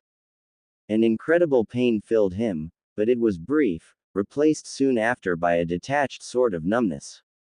A loud crack echoed in his ears, and something warm sprayed all over his face, but he could barely feel it. There was darkness looming on the edge of his vision, threatening to overtake him. He tried to fight it, but he suddenly felt too weak to hold it off. It consumed him, eclipsing his sight with visions of eternal darkness. And then he knew no more. Sakura smiled in satisfaction as she felt her fist connect firmly with the front of Naruto's face. His head snapped back so violently that his forehead protector ripped off, and his body was lifted off the ground from the impact of the blow. Blood sprayed everywhere, but at the moment, Sakura did not worry. She was hoping to at least make his nose bleed, to give him a little reminder not to mess with her ever again. The pink-haired ninja was still smiling as his body hit the ground with a loud thud and rolled over, so he was staring at the sky. "That's for this morning, pervert," Sakura said viciously. Naruto did not respond. This instantly caught Sakura's attention. In the many years that she had known Naruto, never had he failed to come up with some witty response or pithy comeback. Maybe he was still too stunned from the suddenness of her punch to reply, or perhaps he was too embarrassed at having just been trounced by a girl. Laughing, she walked over to Naruto's sprawled form. "Naruto, enough. You can get up now." But Naruto did not stir. Sakura's eyebrows furrowed in concern and she looked down at the blonde-haired ninja suspiciously. If he was playing some sort of trick on her, she would give him a lot more than just a bloody nose. But he wasn't playing a trick. Upon looking closer, Sakura's eyes widened in alarm. The blood wasn't coming just from his nose. It was everywhere, streaming down from his forehead in a rivulet of crimson. With a cry of dismay, she dropped down beside Naruto and began gently shaking him. "Naruto, are you all right?" she asked fearfully, nudging his shoulder like a mother trying to wake her son from a long sleep. But when Naruto did not stir, she shook him frantically. "Naruto, come on. Stop playing around. Wake up. Naruto." Sakura screamed loudly. When he still did not awake, the realization of her actions sunk in, filling her with dread and horror at what she had done. Tears of regret welled in her eyes and spilled down her cheeks. She had wanted to hurt him a little, but not like this. There was so much blood staining Naruto's pale skin. She had to have hurt him badly for there to be that much. Drawn to Sakura's panicked cries, Shikamaru appeared in the clearing, followed by Choji, Ino, Sasuke, and a large group of other students. The game was apparently over, and they had come to investigate the disturbance. When they saw Naruto's bloody unconscious body, some began to scream in alarm. None of them moved, though Sakura could hardly blame them. Not a single member of their year was skilled in the advanced medical techniques that Naruto's wounds required. They could do no more than Sakura could to help their classmate. Someone get a medic, Shikamaru yelled to the crowd. To Sakura, he asked, what the hell happened? I, stuttered Sakura. How could she tell him that she had done this to Naruto? How could she tell him that she had hurt his friend? I hit him. Hit him, exclaimed Shikamaru in disbelief. You just hit him. Sakura's lip quivered and a torrent of fresh tears sprang from her eyes. Fortunately, she was spared the torture of elaborating by the speedy arrival of Konoha's medical squad. Out of the way, quick, someone yelled from the back of the crowd. The sea of students spread to allow the passage of one of the medical ninjas, a white-haired man clad in a purple tunic and leggings. His glasses bouncing precariously on the bridge of his nose as he ran, the healer dropped down beside Naruto and reached into his pouch. Sakura watched horrified as the medical ninja went to work, removing bandages from his pouch and quickly wrapping them around Naruto's head. They did little to stem the flow of blood, soaking the bandages and seeping around them. Blood spilled all over the healer's tunic as he secured additional bandages around the unconscious boy, but he seemed oblivious to it. He tossed the roll of bandages aside and placed both his hands on Naruto's forehead. Please, help him, Sakura begged weakly. She felt so helpless, a mere spectator to a grisly accident that had been her fault. Glowing flames sprung around the medic's hands as he transferred his chakra into Naruto, willing his energy to help mend the wounded ninja's grievous wound. Minutes passed in silence, and no one spoke in fear of distracting the white-haired ninja's work. Finally, after what seemed to last an eternity, his hands left Naruto's forehead. He stepped back, droplets of crimson dripping from his fingertips, and wiped the sweat from his face. Is he all right? Sakura asked hopefully. I stabilized him. He needs immediate medical attention though. A squad should be here any minute. The medic said. That was a close one. A close one? She asked, her voice quivering with anxiety. It was strange, he really should have been killed instantly, the healer mused. Whatever hit him broke his neck and seriously fractured his skull. It's a miracle he was still alive so I could repair some of the damage. The medic might not have known what hit Naruto, but the students did. Upon hearing the healer's words, many of them began to murmur, casting fearful glances at Sakura. It was a cardinal sin to kill a ninja from the same village. Everyone knew that, just as everyone knew Sakura was out for revenge against Naruto. The logical conclusion was a damning one that terrified the pink-haired ninja. She had meant to hurt Naruto, but never in her wildest dreams did she imagine she would come close to killing him. I didn't mean to, she whispered, tears streaming freely from her eyes once again. I didn't mean to hurt him like this, it was an accident. You did that. The healer looked at Sakura. She expected him to be angry or shocked, but instead he looked almost impressed. That's quite a punch you have there, Miss Sakura. But I didn't. Whatever else Sakura was going to say to the medical ninja died in her throat when the rest of the medical ninjas appeared. Clad in white, they appeared in a cloud of smoke. With them was a stretcher which they laid down and quickly transferred Naruto's unmoving body onto. Kabuto, we're ready to move him. One of the medics said. The white-haired healer nodded, and together they hefted the stretcher to their shoulders. They disappeared as quickly as they had arrived, leaving a bewildered senior class standing on the blood-soaked field without any idea of what to do next. Ino walked forward and gently hugged her friend. Are you all right, Sakura? She asked. I didn't mean to hurt him. Sakura replied unsteadily. I mean I did, but. It's fine. Ino consoled. No one thinks you hurt Naruto on purpose. But she was lying. Sakura knew she was. Ino was lying to comfort her like a true friend would, but the stares that came from the crowd said it all. Each one of their accusing looks relayed the message that everyone was thinking. Sure, he deserved him, their looks said, but did you really have to kill him? Sakura faced the crowd and screamed, I didn't mean to. The shame of her actions was too much for the young girl to bear. With a strangled sob, she turned from her friends and ran from the field. She wished she could go back in time and fix her mistake. She wished she could have been more forgiving. She wished she had never done what she did.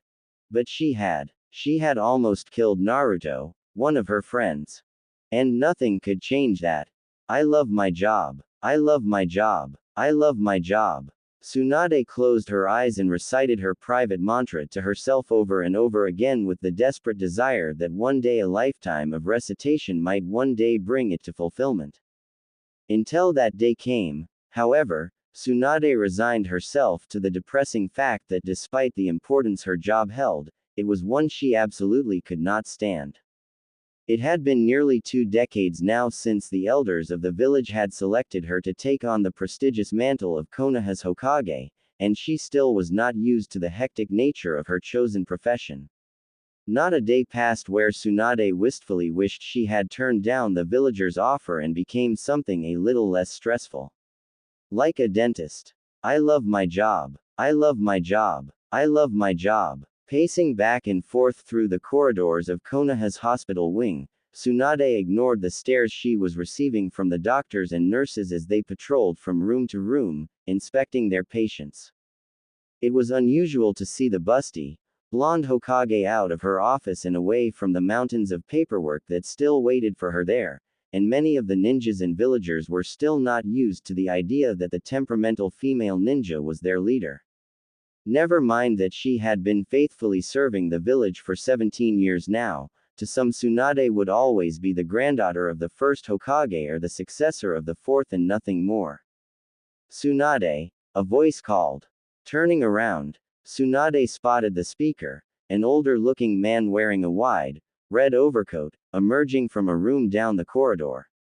He looked at least 60 and had long gray hair that matched the color of his robes, but despite his elderly appearance, an aura of great energy still radiated around him. The wooden clogs he wore echoed noisily in the hallway as he walked towards the fifth Hokage. Jiraiya, the fifth Hokage said quickly. What did you find out? Jiraiya scratched his grizzly mane of gray hair. I reinforced the seal, but it's not as strong as it used to be. Tsunade concluded grimly. I was not the one who created it, so that's the best I can do. The old ninja explained. But to be honest, Tsunade, I'm not sure why you're so concerned about it. It did after all save the boy's life. Tsunade glared at the other ninja. While he looked at least 30 years older than Tsunade, in truth, she was a year older than he was. The illusion of youth that Tsunade entertained was merely a facade conjured by an advanced medical technique that she specialized in. I'm concerned because that seal is the only thing that keeps it from coming back to life. An involuntary shudder ran down Tsunade's spine at the mere thought of the monstrosity that had come so close to destroying the village of Konoha 17 years ago. The Kyubi no Yoko, or the nine-tailed demon fox as it had come be known to the fearful villagers, was an evil spirit in the form of gigantic fox that could raise tsunamis or flatten mountains with a single swish of one of its 9 tails. One fateful day it waged a war against Konoha, costing the village many of its brightest and most talented ninjas in the first day of the war alone, but the demonic incarnation simply could not be killed by conventional means. A kunai could not pierce its armor like hide, and a technique, no matter how advanced, did little more to slow the beast's murderous rampage. It had been a dark time. All of Konoha's military leaders were at a loss how to counter the Kyubi's assault, and while most of the villagers had been safely evacuated, almost half of the village itself had fallen to the demon's destructive advance. Tsunade had been on the fourth Hokage's council at the time, and she could clearly remember the pervasive feeling of helplessness that gripped the village. Each day new ninjas would be killed in a futile attempt to fight off the Kyuubi. They became another casualty, another name on the granite memorial slab chronicling all those who died in the service of Konoha. You mean the Kyuubi? Jiraiya clarified. Tsunade shook her head, her blonde hair flowing freely. Just because the fourth was your student, Jiraiya does not mean he was perfect. Anyone could have made a mistake making a seal that advanced, and letting that demonic monster loose is something I cannot allow. So what do you suggest? Jiraiya snapped angrily. Yondaime already killed himself sealing the Kyuubi once, I don't think we can ask him to try again. The fifth Hokage bit her lip. Yondaime, the fourth Hokage. A brilliant warrior and charismatic leader, the handsome blonde-haired ninja was one of the most respected ninjas in all of Konoha's history. Never before had Tsunade witnessed such courage as that demonstrated by the fourth. He would often accompany the Junin on their attacks on the Kyuubi despite protests from his advisors, never leaving the battlefield until all of his troops were accounted for. He loved the village with all his heart, and it was ultimately this selfless devotion to Konoha that ended up killing him. I apologize, Jiraiya, Tsunade said remorsefully. That was tactless of me to speak disrespectfully of the fourth. Jiraiya nodded but did not reply. Tsunade could tell her callous tone about Jiraiya's former student wounded the old man more than he was willing to let on. He had been there when Yondaime died after all. Ignoring all warnings from his council, Jiraiya's apprentice attempted an incredibly dangerous sealing technique to imprison the Kyuubi's essence within a human container. His desperate gamble was successful and sealed the Kyuubi inside the host he had selected, a newborn baby boy, but the moment the technique was complete, Yondaime collapsed. The sealing process had drained too much of his energy, and despite the best efforts of Konoha's medics, the damage was too severe.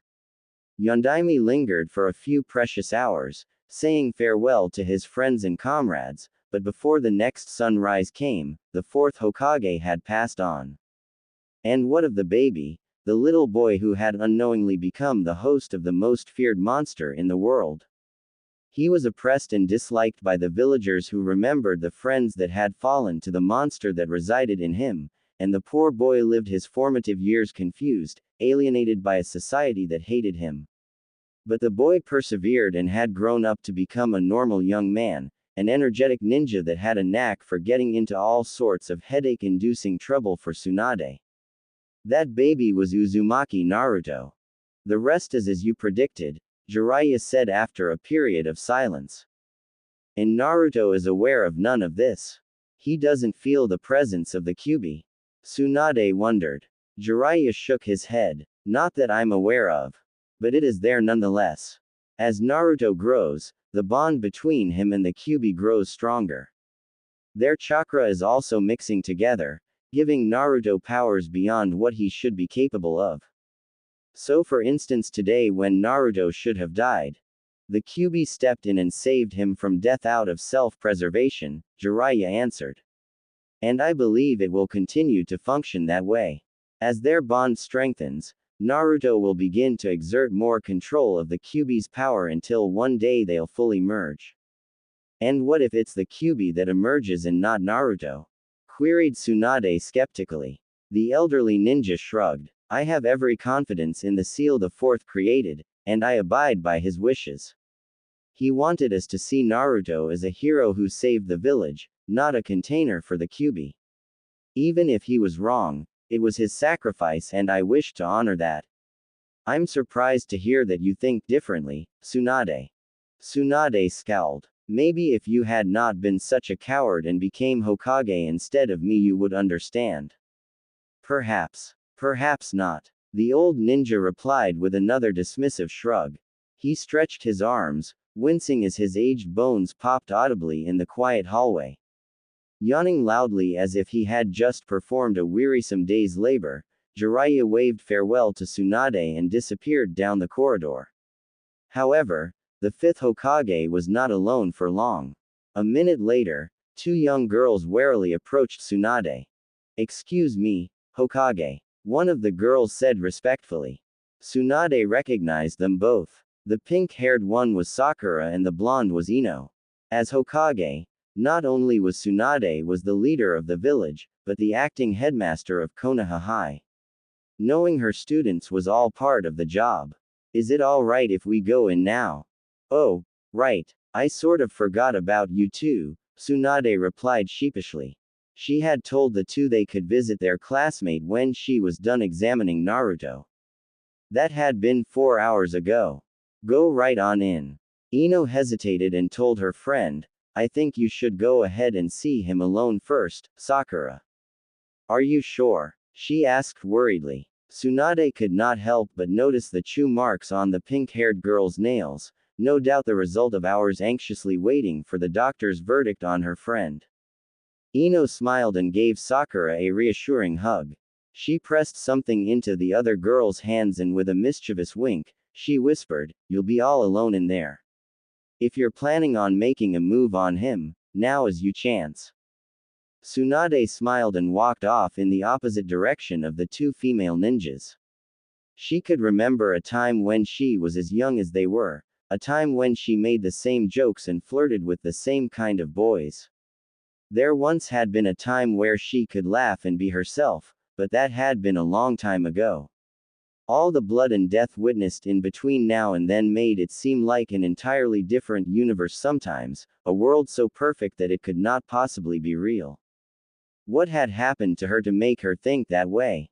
Oh yeah, she had made the mistake of becoming Hokage and inherited the responsibilities and troubles of an entire country. I love my job. I love my job. I love my job. Carefully closing the hospital door close behind her, Sakura stepped into Naruto's room. It was an austere sort of accommodation with two beds, one which was empty, and the other which was positioned underneath the room's singular window. Naruto rested in this one. Surrounding his bed were metal racks laden with glass jars full of multicolored potions. Plastic tubes ran from the jars and disappeared into both of Naruto's arms, leading Sakura to believe that maybe the doctors had not been entirely honest with her. Why would Naruto require all these supplemental potions if he was perfectly alright? As she drew nearer, for a moment, Sakura could have sworn she saw a massive tattoo on Naruto's bare stomach, a windmill of black marks that resembled a sort of confining seal emblazoned into his flesh. But when she moved to take a closer look, it had vanished. Could she have been imagining it? Shaking her head, Sakura smiled and let the thought go. It wasn't important right now. Feeling better? She asked, sitting down on a chair beside his bed. Oh, yeah, answered Naruto, sitting up when he spotted his classmate. Indeed, he did look recovered, and if not for the bandages still wrapped around his head and the jars of potions, Sakura might have believed him. The Hokage told me it wasn't anything serious. Just a bloody nose and a slight concussion, nothing I haven't had before. A bloody nose? Sakura asked, confused. But I was told, her words faded away as realization struck her. You're lying, Naruto, she decided. Naruto was not stupid. Anyone could tell a rack full of medical potions was not required for a minor injury like the one he just described, then why the deceit? He should have known better than anyone how close to death he had come, so why was he lying to her? Was he trying to assuage her guilt? Naruto looked at her, feigning curiously. They told you what? Oh, nothing, Sakura replied hastily. If Naruto decided to conceal the truth from her, that was his decision. Did you hear? You guys won. Capture the flag. Let me guess, Naruto said bitterly.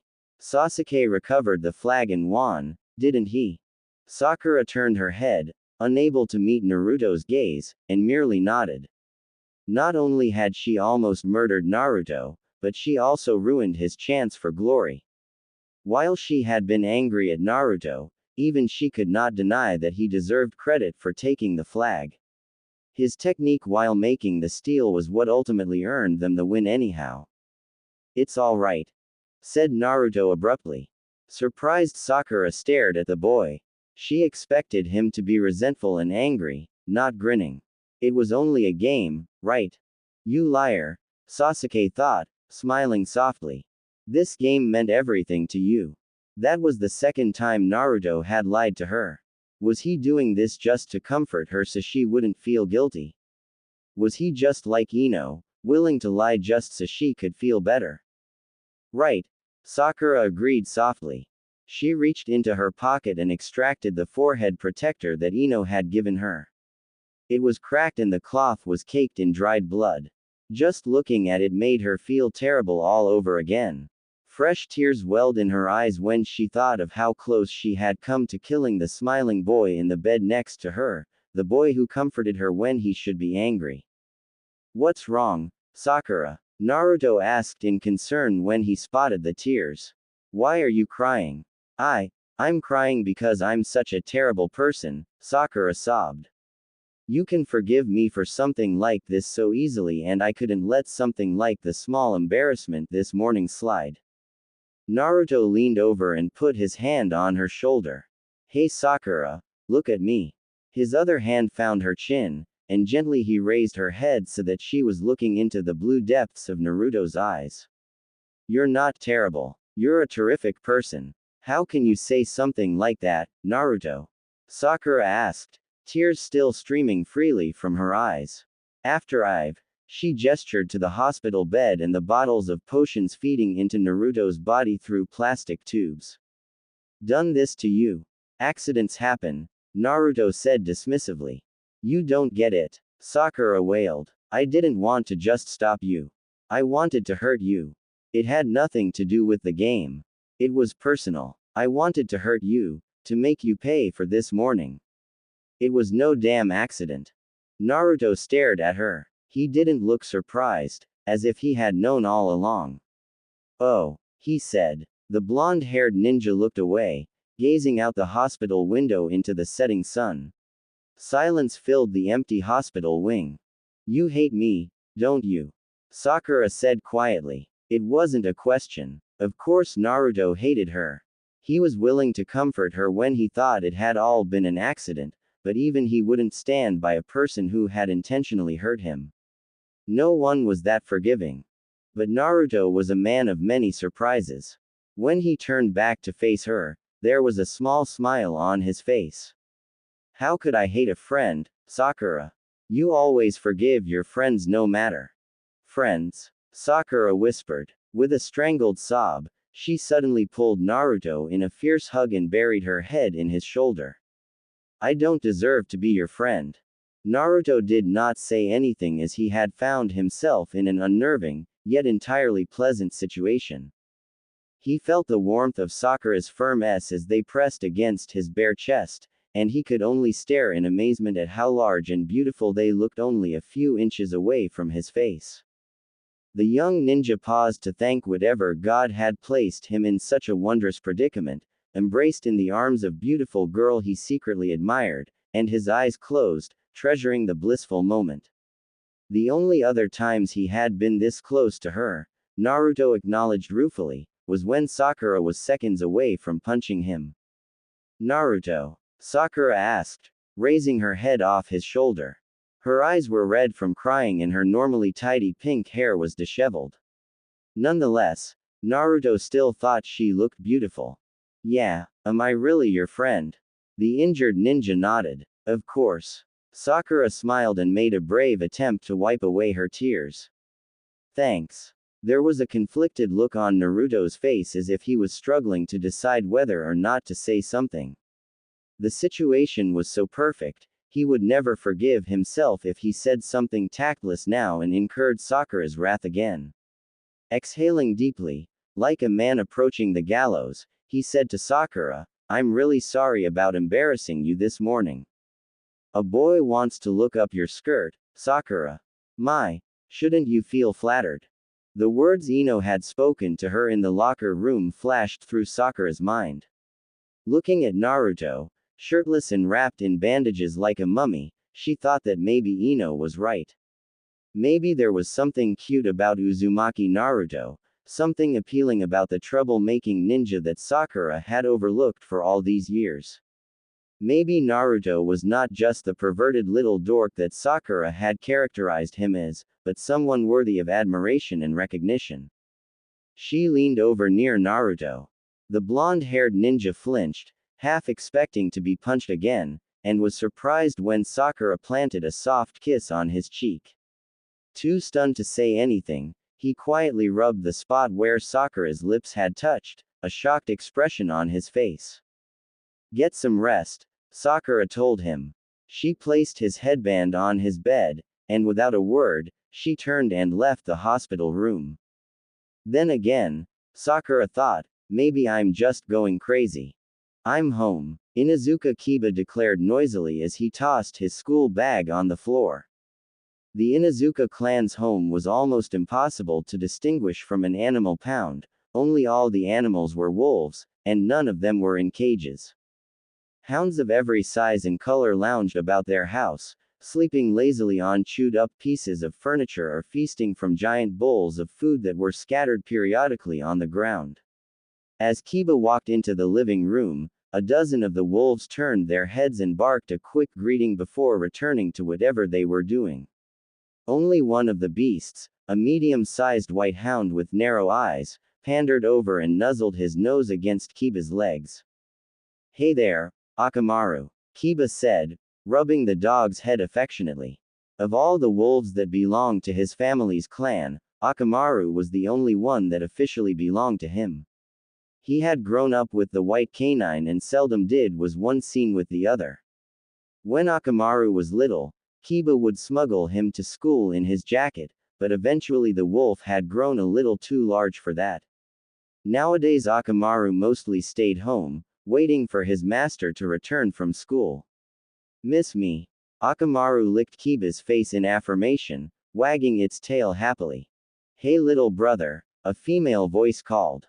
Descending down a flight of stairs was a girl clad in brown and wearing the green flak vest of a Konoha Chunin.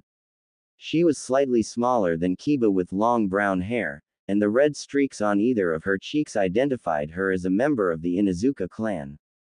Good day at school. Kiba nodded and flopped down on the couch, shoving over a particularly old wolf that had been lying there. Akamaru curled up beside him. It was pretty cool, I guess, Hana. What were you up to? Inuzuka Hana walked into the kitchen and searched through their refrigerator. She emerged a minute later holding 2 bottles of juice, and sat down on the armrest beside her brother. Busy as usual. It's amazing how many animals are in Konoha. Kiba nodded appreciatively. His sister was the village's top veterinarian, choosing a life of medicine over the combat-oriented missions that his mother and father, both Konoha Jonin, took on. Hana's talents were sought after far and wide, even occasionally from other villages, but Kiba was determined not to follow in her footsteps. As far as he was concerned, he and Akamaru were meant for only one thing, fighting. Mother and father are on an assignment, Hana said. She tossed Kiba a bottle and then opened her own. Anything interesting happened today?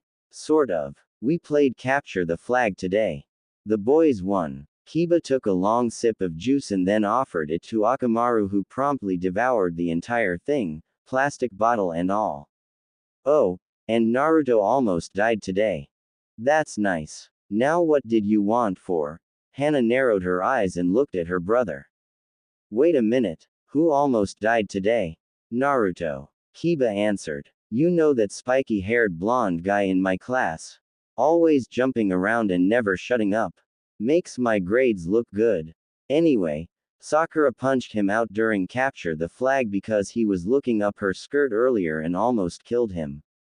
It was pretty awesome except for the entire Naruto almost dying thing.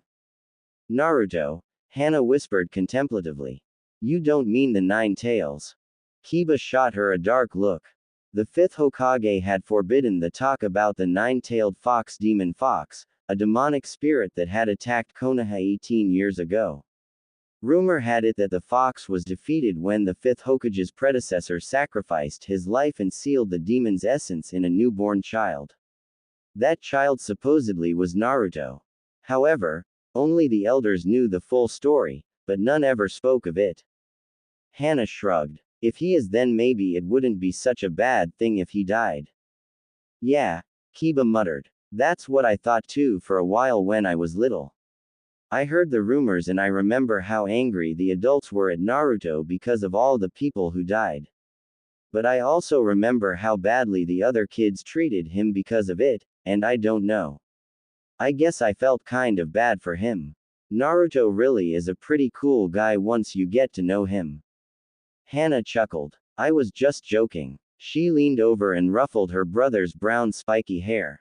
You're turning into a sentimental old fart, little brother. Shut up, Hana. Kiba snapped. Don't you have some important Chunin level work to be doing? His sister laughed mockingly and gracefully pranced off the couch. She fingered her green vest and stuck out her tongue at Kiba. That's right, Kiba. We Chunin are very busy individuals unlike you lowly genins. Kiba snarled and tossed a nearby dog bone at his sister. Naturally he missed, and Hana, who was still laughing, went back upstairs. Konoha High Academy for Ninjas was divided into two sections, a primary and secondary level. Kiba and his classmates had already graduated from primary level when they were 12, earning them the headband of a Konoha ninja and the lowest rank of genin, and not until they passed secondary level would they be allowed a shot at the Chunin exams. We'll be Chunin soon enough, right Akamaru? Kiba asked his hound. Akamaru opened one eye and barked.